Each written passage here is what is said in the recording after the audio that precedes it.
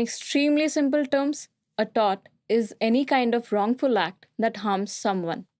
The person who involves in the wrongful act is termed as the tortfeasor.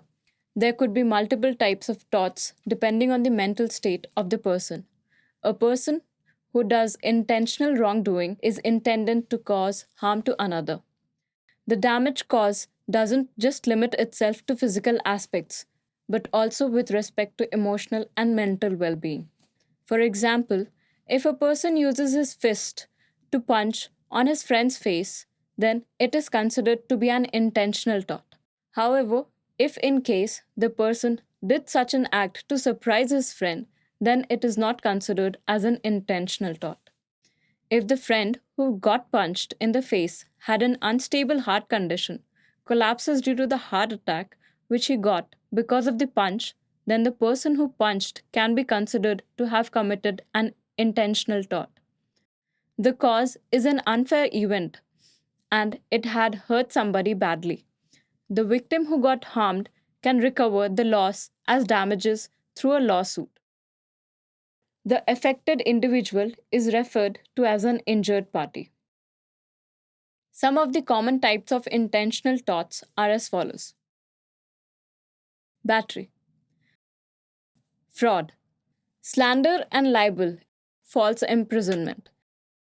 Battery. The example of punching someone to the face can be considered to be hitting on the person.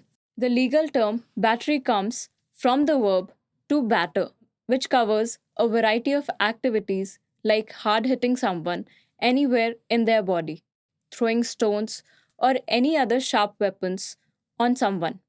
In case of a car accident, if it was merely an accident that two cars collide with each other, then it can be considered as an act of negligence by any of the drivers. Whoever offended in this case is considered to have driven negligently. If in case any one of the drivers intended to strike the other vehicle to cause harm, then he can be considered to have committed intentional tort of battery. Here, the mindset of the tortfeasor is intentional. Second, fraud. If someone provides wrong information to get some benefits, then it can be considered as an act of fraud.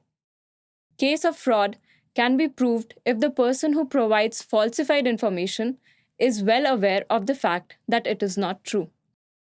Further action can be taken if the victim believes the fraudster relies on the falsified information and hence got affected because of the falsified information.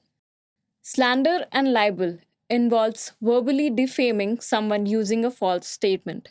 Usually, the intention is to damage the reputation of the person targeted. Slander is spoken statements and libel is written or published statements. The next type of intentional tort is false imprisonment. In simple terms, imprisonment is all about restricting the freedom of someone due to specific reason. Legally, it can be defined as confinement without legal authority. Usually, police has the authority to imprison someone whom they suspect to have committed crime. In the same way, shopkeepers could detain someone whom they suspect to have involved in shoplifting. This can be termed as shopkeeper's privilege. Except these two cases, nobody else have the right to restrict another person's movement against their will. The other types of intentional torts are invasion of privacy, trespassing, conversion, misrepresentation, and wrongful death. That's in brief about intentional tort.